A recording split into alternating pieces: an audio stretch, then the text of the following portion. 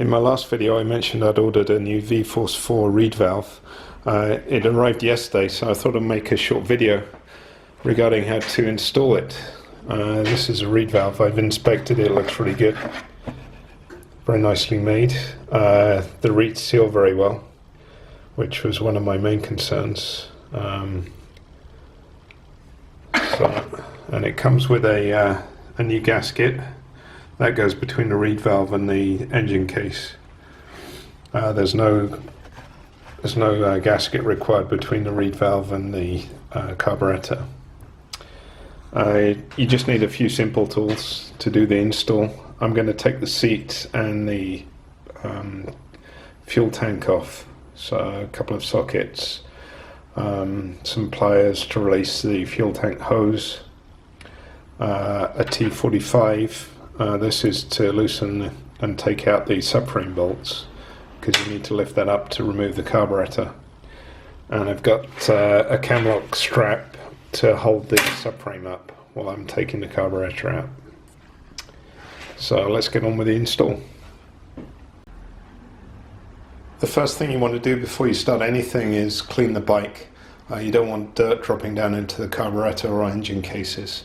So I've already cleaned the bike, so I'll go ahead and take the seat off. The seat's just held on with 2 bolts, comes off very easily.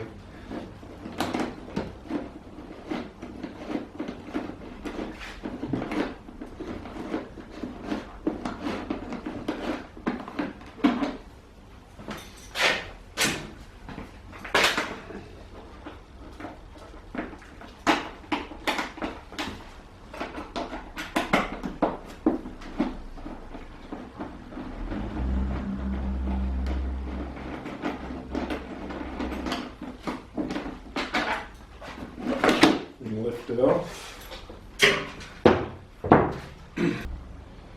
Next step is to take the tank off. The tank's held on with a bolt there going down to the frame, and then I leave the radiator shrouds on, and there's 2 bolts either side of the radiator shrouds holding onto the radiator, so you have to remove those.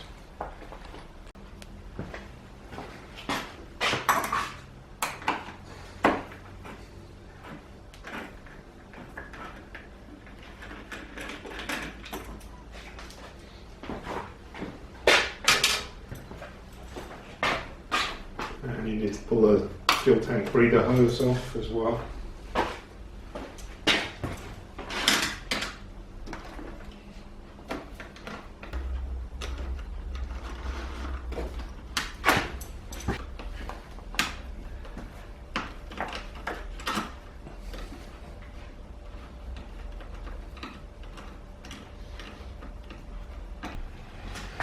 Next you need to remove the tank hose from the carburetor, so use pliers, pull gently off. When you're ready to remove the tank, just pull the shrouds out and lift off a bit somewhere carefully. Now's a good time to inspect for dirt.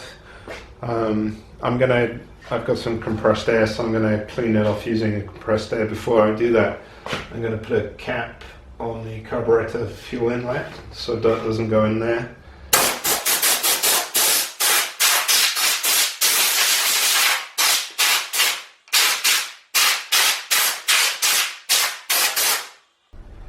And I need to remove the silencer next so the subframe can move up.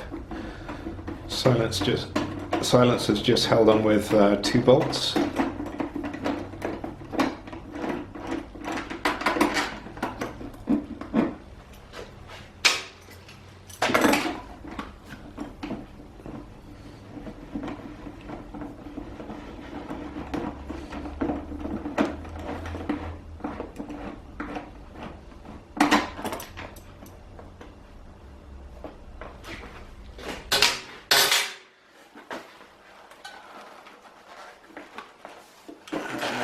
Should pull straight off. There you go.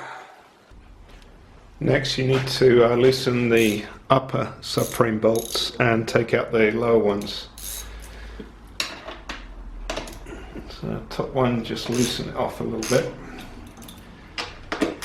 and the lower, remove it.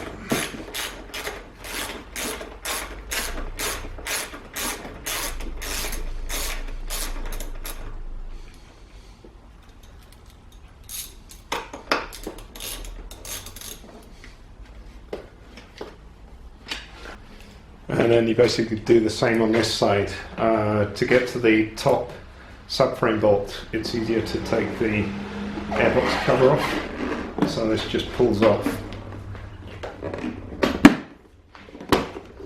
and slides out.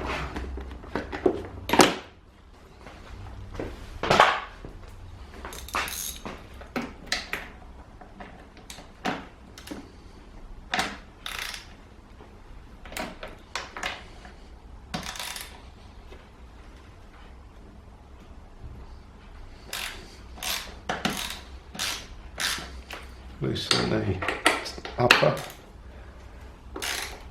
and then remove the lower bolt.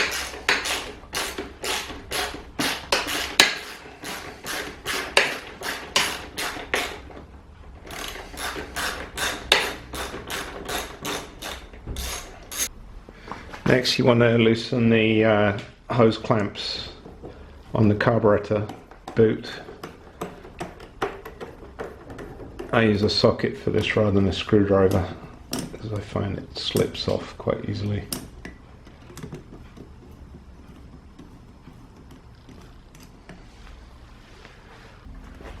The next step is to flip up the subframe away from the carburetor and use this strap just to hold it out the way.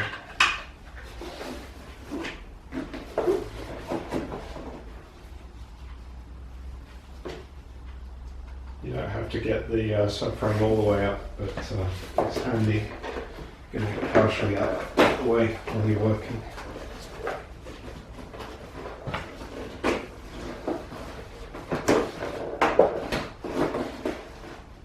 Okay. And then you can lift out the carburetor from the boot.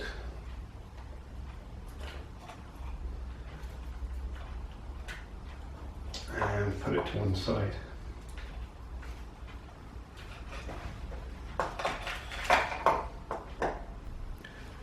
Next step is to remove the full bolts holding the reed valve in.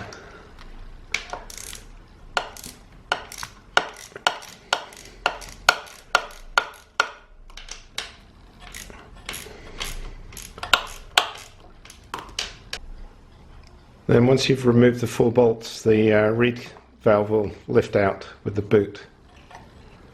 As I mentioned before, a gasket is unrequired between the crankcase and the reed valve. The original gasket that came fitted between the reed valve and the carburetor boot isn't used, so carefully remove that from the air boot.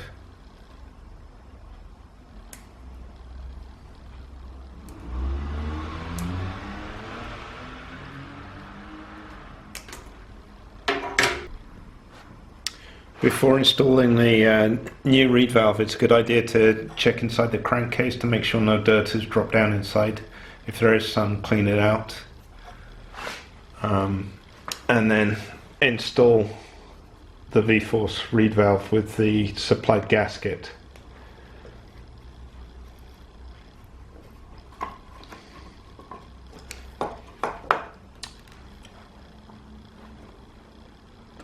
And use the full bolts, the original bolts. And then torque all the bolts to 6 Newton meters.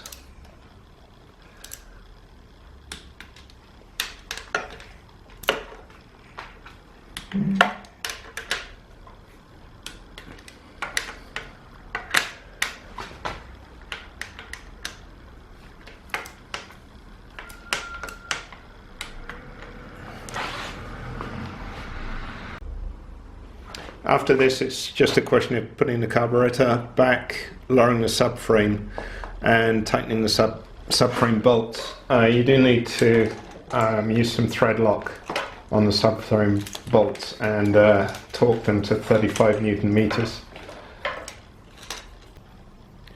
When you reinstall the carburetor, make sure it's lined up correctly. There's a little cutout in the boot, and the carburetor has to sit in that precisely. And next I'm going to lower down the subframe and seat the air boots back onto the carburetor.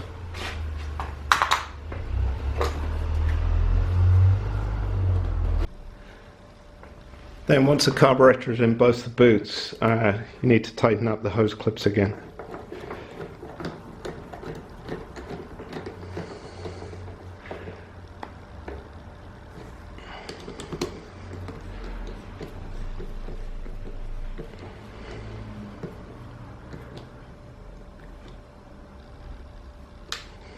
Then you want to install the subframe bolts. You should apply some thread lock. I use Loctite 243, which is a medium strength Loctite. You don't need a huge quantity.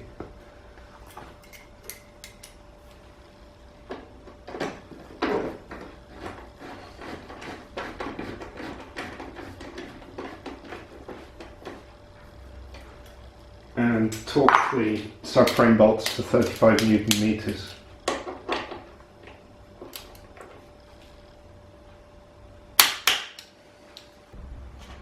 And reinstall the airbox cover.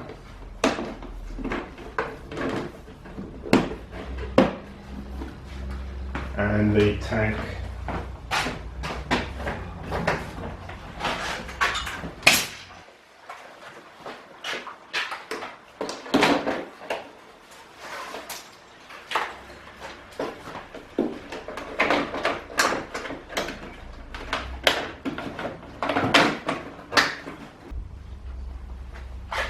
Putting the tank back on, I always install the upper bolt first to make sure it's in the right position, and then the tank shroud bolts last.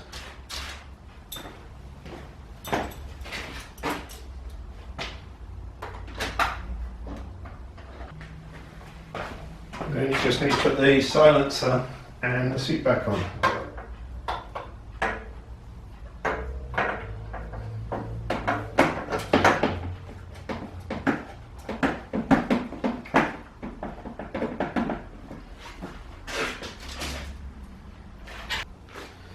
And I need to reconnect the fuel hose. Take that bung off.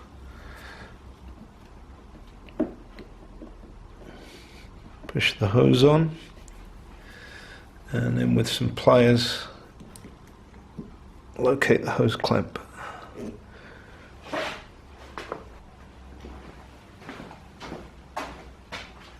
And the last step is put the seat back on. The new 17 seats have 2 seat bolts. Some people complain that they're difficult to locate and it's a real pain. I actually prefer this system to the old one, mainly because the old system had 1 seat bolt under the fender, and you collect lots of mud on there and it'd be a real pain to clean off sometimes. This system is much cleaner and no problem. That's it.